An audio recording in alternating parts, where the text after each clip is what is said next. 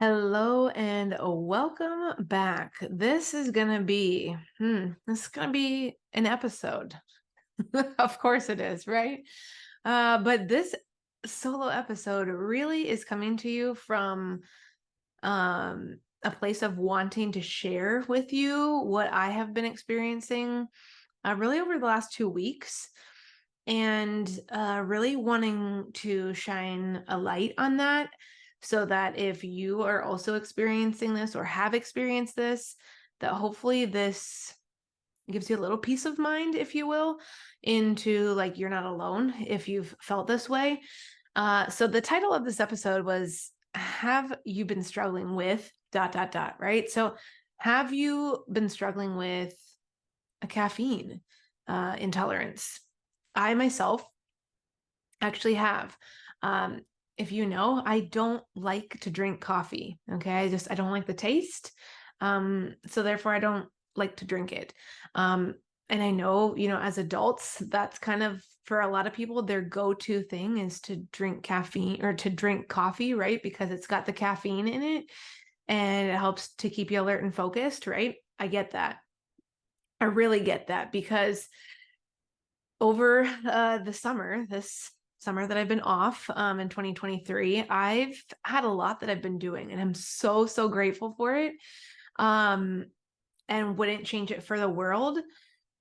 But I got to the point where I was like, I need just a little bit more energy, right? Like I need just a little bit more energy to give me a little bit more pep in my step, so that I can make sure that I accomplish everything that I want to accomplish during the day. And so I had tried this particular drink, and I'm not going to share the name of the drink. If you want to reach out to me and ask me what the name of the drink is, I will absolutely tell you. But I'm not going to, go ahead and divulge the name of the drink. It is an energy drink. I will say that.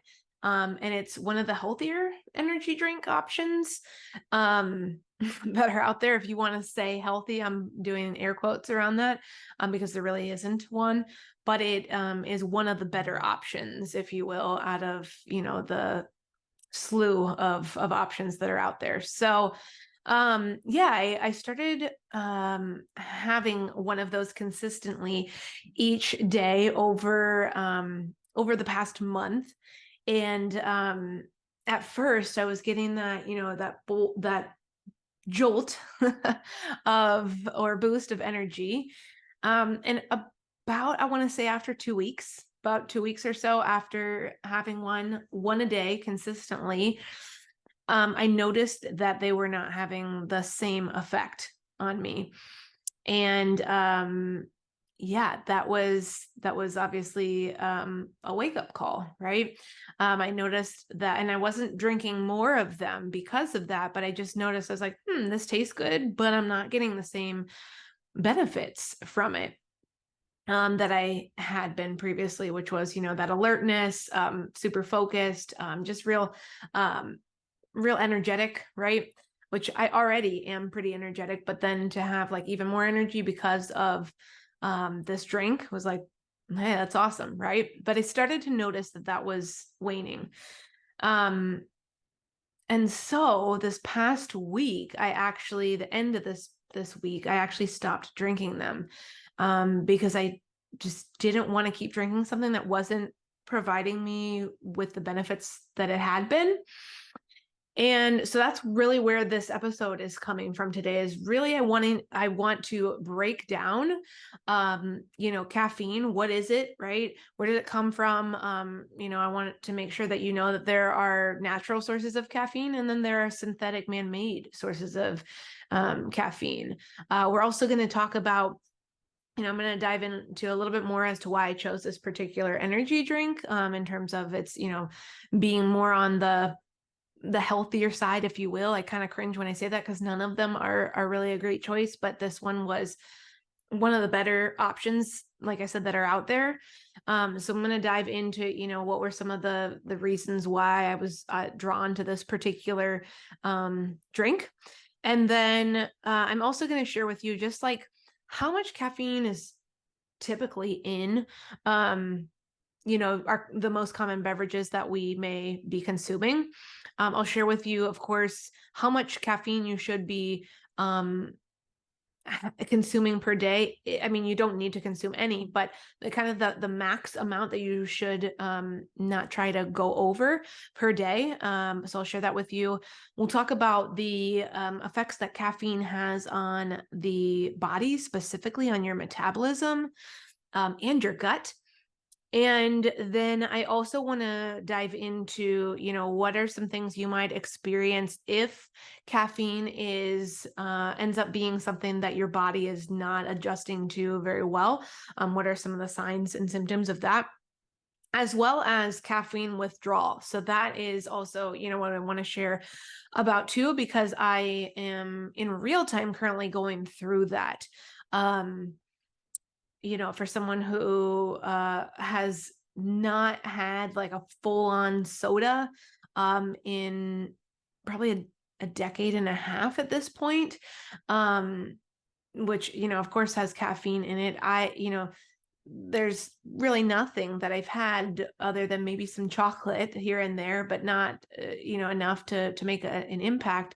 There's really nothing that I've had that has, up until this point, that has had the amount of caffeine in it that that this energy drink provided. And so I really realized through my own journey with this particular drink that this is just not something that my body really can handle. Some people's bodies are more sensitive than others, and I'm not going to be the first one to raise my hand. I'm raising it right now on screen if you're watching me on Zoom. But, I just have an overall more sensitive gut and more sensitive immune system and just more sensitive body overall. So, if you have ever experienced, the things that I'm about to share with you, please reach out to me. I'd love to connect with you, and I'd love to, just remind you that we're in this together. If you've experienced this, I want you to know that there are other people like myself out there that are also experiencing it or have experienced it. And I think that connection that we can have with each other is really impactful. And it is really eye-opening, right? It makes us feel way less alone, because we're not alone. There are so many of us out there that are silently experiencing things and not either comfortable to share or maybe embarrassed or ashamed to share. I'll be honest, I was like, I want to share this, but I don't want to share it, right? So this is very vulnerable for me to come out and share this, because I kind of feel upset and frustrated with myself for even entertaining the idea of, having these energy drinks in the first place. But all that to say, it's like everything, it's been a great learning experience for me. And it's also been a great teaching experience for me, because now I can share my own firsthand experience with you and with others, and hopefully help other people to, potentially avoid these kinds of situations and symptoms that I'm about to share with you. So again, I kind of got off track there, squirrel brain me. I also want to talk to you at the end of this about, specific cases of, who automatically should really try and avoid caffeine. So we'll talk about that at the end before we wrap up. So yeah, that's where this episode is headed. So we're going to go ahead and just dive into it right now. So let's talk about caffeine and what is it, right? Where does it come from? What is it? So it's actually a naturally occurring substance. It's a bitter substance by itself that is naturally occurring in actually 60 plus plants. Okay. And some of the common places that we can find caffeine hiding, I like to say, is in coffee beans, of course, right?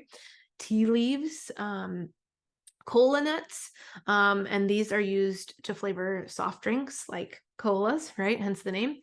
And also cacao pods, which we know are used to make chocolate, right? But there are also, like I said earlier, there are also synthetic man-made caffeine sources. And these are often found in some medicines, even food and drinks. Some examples are like pain relievers, cold medicines, and some over-the-counter medicines that are used for alertness could contain this synthetic caffeine. And then also, of course, many energy drinks will contain these synthetic versions of caffeine, as well as gums and even snacks. So there's a lot of different varieties of caffeine, right? And so I think it's first important to know which kind you're consuming. I think we all would say that, having just heard that, right, that probably going or opting for the plant-based source of caffeine is going to be best, right? But again, if you are someone who can't tolerate it, then none of this is going to be really good for you, right? So for me, my goal is to avoid all of it because it just doesn't sit well with me. And I'll dive in more to my story as we go along here. But I, again, also want to provide you some insane value with just a really comprehensive, I feel, overview of just, all the pieces and parts to caffeine, like I shared at the very beginning here. So, that being said, like I said, there are both, natural sources of caffeine and synthetic sources of caffeine, right? Ways that we can consume caffeine. The particular energy drink, and again, I'm not going to use the name of the energy drink that I consumed, but if you want to reach out to me, I will absolutely tell you what it is. The drink that I was consuming over the last month actually had, thankfully, natural sources of caffeine. So the two primary sources of caffeine that this drink had came from a green tea extract, and that has lots of potent antioxidants, and that helps to prevent, as we know, free radicals that could harm the body. It also helps to reduce inflammation. And then the second source is guarana seed, and the guarana seed extract, I should say. It also is rich in antioxidants. It helps to support athletic performance, helps aid in weight loss, reduce fatigue, and increase focus. So I was, of course, not taking it for athletic performance or for the weight loss piece, but I definitely was consuming this drink to help, reduce some of my fatigue and primarily increase my focus. So that being said, oh, and by the way, just side tangent, if you look up guarana seed, very kind of creepy seed. It's like a reddish orange looking like pumpkin type seed. And when it's split open, it has like a white, kind of, circular blob looking like thing, a circle in there with a black in the middle. So it kind of looks like an eyeball. If you're ever thinking of like black-eyed peas, it's kind of like that, but different color, right? So kind of creepy looking in my personal opinion, but there's lots of really great benefits to this particular seed and its extract. This drink also, so this drink that I was consuming also has or had some things that most energy drinks don't have. So it also contained some vitamin C to support your immune system, as well as vitamin B for energy production, as well as, cell support. And then it also contained chromium, which can help control your hunger, and ginger root for flavor, as well as digestive support. So again, did I need all of those things that I just listed there? The vitamin C, B, chromium, and ginger root? No, I didn't need those, but they were some nice added benefits, right, to this drink that I was, hoping was going to support me in the way that I wanted it to support me. So I just wanted to share that with you because I think that's important to share, just to give you a little bit more insight into, the background of this particular drink that I was consuming. And then I wanted to dive into just, what does your typical drink or, in this case, I'm going to share drinks. What is your typical drink that contains caffeine? What is it? What's the count, right? How many milligrams of caffeine does it have in there? So, if we look at like a regular 8-ounce cup of coffee, that's going to have somewhere between 95 to 200 milligrams of caffeine.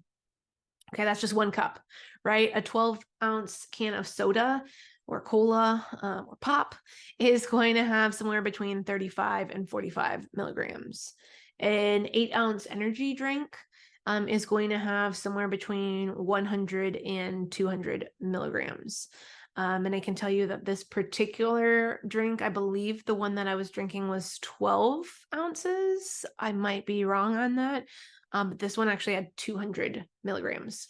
Okay, so depending on the size, right? This stat that I'm giving you is an 8-ounce energy drink. Somewhere between 70 to 100 milligrams is on average. But if it's a little bit more, the container is a little bit larger, like maybe say a 12-ounce, it might be upwards of, 200 or so milligrams.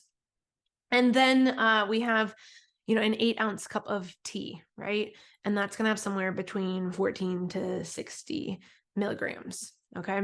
Now, I don't need to share this with you, but I'm going to, because I do love tea, but I personally purchase and consume decaffeinated tea for the reasons that you're going to hear me share today. It's kind of like, well, if you were already drinking a decaf tea, why on earth did you decide to have this energy drink, right? And then again, it's, me thinking that this was going to be a good option for me and a healthy option, but it really, to my own findings, it really was not.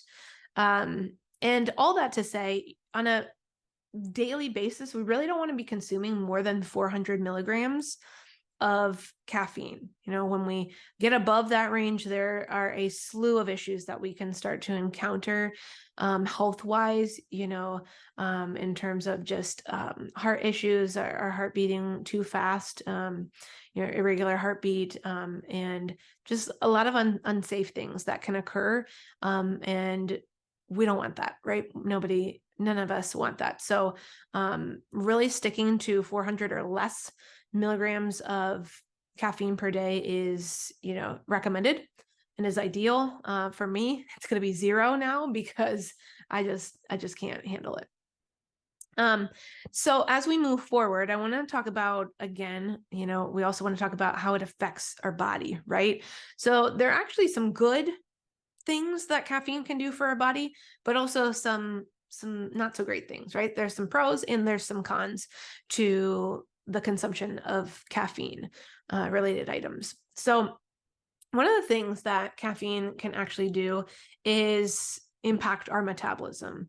And there are several ways that it can do that. Okay. One way is that it can stimulate our central nervous system, which can make you feel more awake and actually give you a boost of energy, right? So that means that because that boost of energy is happening, is happening, yes, that our metabolism is more likely to quicken or to speed up. So that could be good for someone who has a sluggish metabolism, because that could help you to potentially process food a little more quickly, possibly, right? Doesn't mean that that's going to happen for you or for every person, but it has the potential to support you in that way. It is also a natural diuretic, which means that it can help your body get rid of extra salt and water by making you urinate more. It also can help push out stool more because it has some properties in it, if you will, the caffeine does, that allows your elimination processes, if you will, to be relaxed, allowing you to go number 2, if you will, a little bit more easily. It also can increase the release of acid in your stomach. And this could be, a pro or a con, right? Because we do need stomach acid to help us to process food. But if you're someone who is already producing too much and this causes it to release more, this could actually end up leading you to feeling like you've got an upset stomach, or maybe even some diarrhea of sorts. It could also interfere with the absorption of calcium in the body. So that's just important to know, because we, of course, need calcium to help support our bones and keep our bones strong. It also can increase our blood pressure, right? So we were talking about, the heart palpitations just a moment ago. So it can increase your blood pressure, making, your heart potentially feel like it's racing. If you are consuming, caffeine on a regular basis and in high quantities, you could definitely see that. And even if you're not consuming it in high quantities, if you're sensitive like me, and maybe just having one beverage that has caffeine in it, depending on how your body deals with it, you could also experience that. So I thought that was just important to share with you as well. Then, it also can impact our gut, right? So caffeine can potentially diversify our gut bacteria. Tea specifically is a great way to diversify your gut bacteria when you have tea that contains caffeine, because that green tea extract that we talked about earlier has lots of rich antioxidants in it, and that really just helps to support the body overall, and specifically the gut, by just making sure that there's a healthy balance of good and bad bacteria in our body, and helps get rid of those free radicals, those pesky little bugs that are in there that we don't want to have, right? We don't want to have too many free radicals. I mean, we're not going to ever get rid of them, but we want to at least get rid of some of them. However, lots of sugar in a particular drink or particular item that has caffeine can reduce the diversity in the gut. So you can actually, be thinking you're doing something great by maybe, having some caffeinated tea.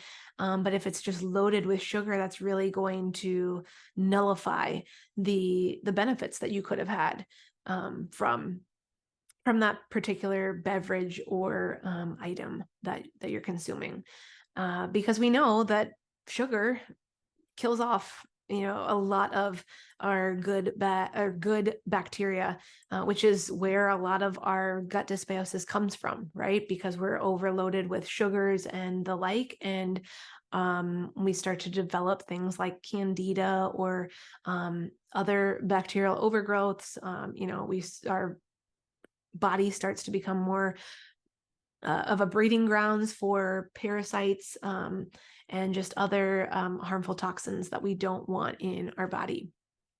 And the other thing I wanted to share too is that caffeine can worsen digestive symptoms for several groups of individuals that already have pre-existing conditions that relate to your digestive health. So, those with irritable bowel syndrome, so IBS, who consume caffeine oftentimes are going to see or can see more likelihood of diarrhea being present, and stomach pain. And this is due oftentimes to the caffeine speeding up the gut motility, and the body the gut specifically just not being able to deal with that.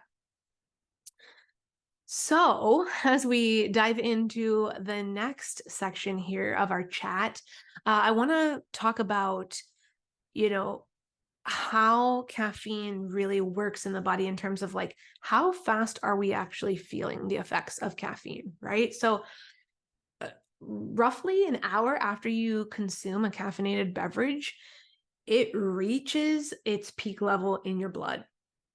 And so that means you're feeling the effects of it super quick, right? That's again why so many of us love drinking these things, is because you feel that quick energy boost or that energy jolt pretty much instantaneously after you've had it, after you've consumed that beverage or that item, right? And furthermore, the effects can last for up to 4 to 6 hours, right? Which is why we also like it, is because yes, it gives us that boost we need right away, but it's not like sugar, right? Where we get that quick jolt and then we tank, right? we get that jolt and then it stays with us for a good chunk of the day, right? If you consume a beverage, coffee, say, at 6 o'clock in the morning, that's going to carry you close to lunchtime, right? Which is usually when you want another cup of coffee or another drink that is caffeinated. So I say that just so that, you are aware of how fast acting this is, but also why it can be something that people naturally gravitate towards, right? It's because it's kind of this one-stop shop. I drink it and it helps me for 4 to 6 hours, at a time. That's pretty freaking awesome, right? But again, if you're someone like me who is very, very sensitive to caffeine, that's not going to be something that you want to mess with. Okay. And again, now I'm speaking from experience. So I'm sharing that with you. I'm sharing my experience on that. It's a no-go for me. Now, if you're someone who on the regular drinks coffee and you're experiencing things like restlessness or shakiness, maybe insomnia, you can't sleep, you've got headaches, dizziness, you feel that fast heart rate, you start to feel like you're becoming more dehydrated more frequently, you start to feel these pings of anxiety ramp up in you, and then you feel also like you are dependent on this drink, let's say, if you will, a coffee or a energy drink, you're dependent on it, and you feel like you need to drink more of it because that 1 cup is not doing it for you, right? Or 2 cups is not doing it for you. And so you start to drink more and more and more. The reason that happens is because you become dependent on it. And in order to feel the effects of it, your body is already adjusted, if you will, right, to that 1 cup or 2 cups. And it's like, okay, I know how to process this now. If you want more energy, you're going to have to drink more of that for you to feel the effects, right? So I say that because I was getting to that point of where one of the energy drinks was not cutting it for me. And I felt like I needed to have more than one per day. And I was like, okay, this is where it's gotta end, because I don't want to do that. Right. So I say that again, out of my own experience too, just to share that with you. And then I want to dive into really the effects, or the caffeine withdrawal effects, because that's currently what I'm in the, last stages of, if you will. So I stopped having the energy drink this past Friday, and it is now Sunday when I'm recording this, and this will go out on Monday morning. So I can say that, the symptoms that you experience, like headaches, drowsiness, somewhat irritability I felt, but not a whole lot of that. Nausea, I didn't really feel that. Definitely trouble concentrating. And just feeling very depressed. This is not one that is listed per se typically, but I felt very depressed as I was coming off of the energy drink that it was consuming. And so all that to say, like, you have to go through that phase in order to get to the other side, right? And it is tough. I have done a lot of resting this weekend, a lot. I mean, a lot. And that's good for the body, right? It needs to do that in order to help build its stamina back up and be ready to get rid of the excess caffeine that was, in my body, causing me to feel, a certain way. And so, if you are someone who has gone off of coffee for a while, maybe you're now drinking decaf, and you have felt those symptoms before, that is totally normal, I'm going to say, because it is. But the clincher for me, like I said, was the depressive feelings. Like, I was like, okay, that shows me that this was definitely not something that I want to be drinking.